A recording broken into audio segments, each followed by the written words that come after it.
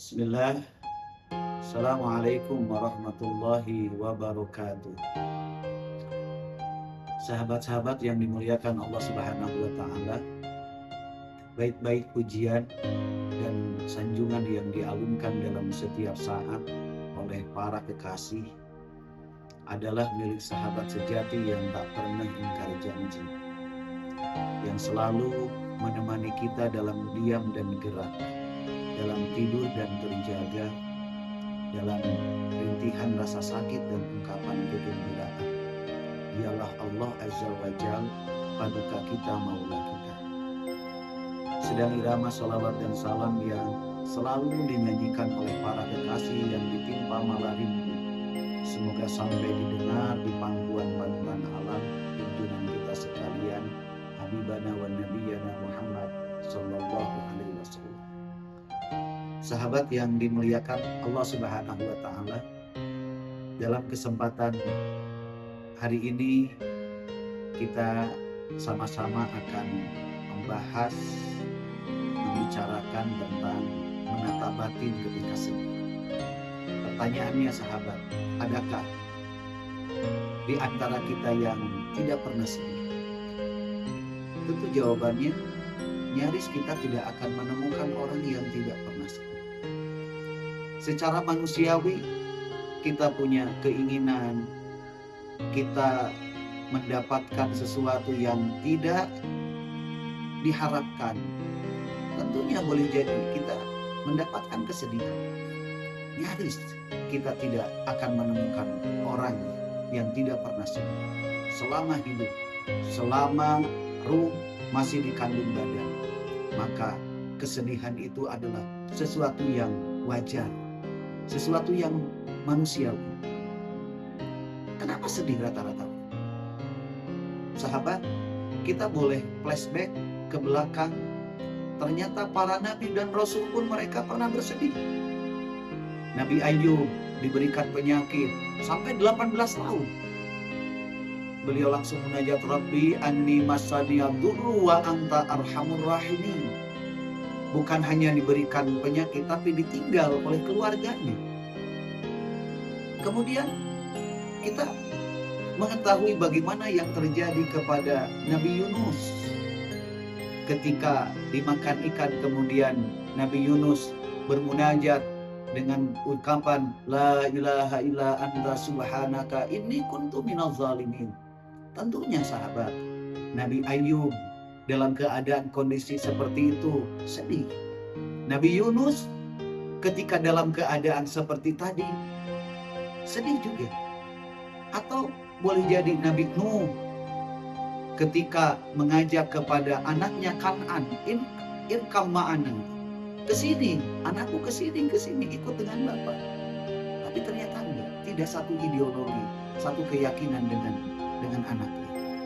Ataupun baginda Rasulullah Muhammad Sallallahu Alaihi Wasallam ditinggal wafat oleh istri yang dicintainya, Siti Khadijah. Kemudian bukan hanya ditinggal wafat oleh Siti Khadijah, tapi ditinggalkan wafat oleh pamannya. Tentunya ikhwah, sahabat, mereka ternyata para nabi pernah bersedih. Tapi kesedihan mereka tidak membuat duka yang mendalam, tidak membuat depresi, tidak membuat mereka kecewa. Dan jadikan pelajaran oleh kita ikhwah. Lalu apa yang membuat kita terbelenggu menjadi sedih? Boleh jadi menyesali masa lalu, tidak menerima masa sekarang, atau mengkhawatirkan masa yang akan datang. Sehingga baginda Rasulullah Shallallahu Alaihi Wasallam pernah bersabda, In asabaka syai'un fala taqul law anni fa'altu kana kaza wa kaza walakin qadarullah ma syaa fa'ala fa inna law taftahu amala syaitan. Jika tertimpa musibah, sesuatu yang tidak mengenakan, jangan mengatakan jika seandainya, andai kata. Tapi katakan qadarullah ma syaa fa'ala. Ini sudah jadi takdir Allah. Setiap apa yang telah Dia kehendaki pasti terjadi. Apa sebabnya ikhwan? Karena perkataan lau, jika seandainya, itu adalah membuka pintu setan. Ikhwah, sahabat yang dimuliakan oleh Allah Subhanahu wa taala, lalu bagaimana menata batin ketika sedih? pertama, yakini semua yang terjadi atas izin Allah. Apapun yang terjadi, sehingga dada kita jadi lega, ketika dada kita menjadi lapang, yakini apa yang terjadi itu adalah atas izin Allah. Ma asoba min musibatin illa bi iznillah wa may yu'min billah yahdi qalbah wallahu bikulli syai'in alim. Yang kedua, sahabat, semua baik dari Allah. Tanamkan dalam diri kita, apapun yang terjadi, ini sudah yang terbaik. Bahkan Rasulullah Shallallahu Alaihi Wasallam bersabda, ajaban li amril mu'min inna amrahu kullahu khair wa laisa dzaka li ahadin illa bil mu'min in asabatu sarra, apabila diberikan kesenangan syakara syukur, fakana khairan lahu, itu baik baginya. Wa in asabatu dharra, dan apabila diberikan musibah, ketidaknyamanan, kemadaratan, dia sabar, fakana khairan lahu. Apa sebabnya? Sebab segala sesuatu yang terjadi atas izin Allah. Kemudian yang kedua, semuanya baik dari Allah. Bahkan ada perkataan Umar bin Khattab, beliau mengatakan, aku tidak peduli keadaan apapun yang kualami, apakah yang kusenangi ataupun yang aku benci, karena aku tidak pernah tahu apakah kebaikan ada pada diri yang kusenangi atau yang kubenci. Kemudian yang ketiga, ikhwan, supaya betul-betul bisa menata batin kita ketika sedih, bahwa semua sudah terukur.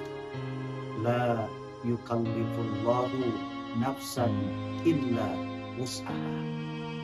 Kemudian yang berikutnya, yang keempat, apapun yang terjadi, kesulitan, kepahitan, penderitaan, ketika kita mau menerimanya, itu akan menjadi pengukur dosa. Tidak seorang muslim ditimpa kepayahan, penyakit, kegelisahan, kesedihan, gangguan, dan kesusahan sampai tertusuk duri, melainkan Allah akan menghapus dosa-dosanya dengan sebab itu.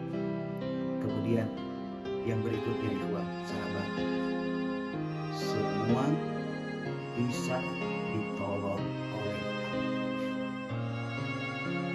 Kesulitan apapun, kesedihan apapun, duka apapun, luka apapun, yakini semua bisa ditolong oleh Allah. Mata nasrullah, ala inna nasrullah qarib. Hanya itu sahabat yang bisa disampaikan.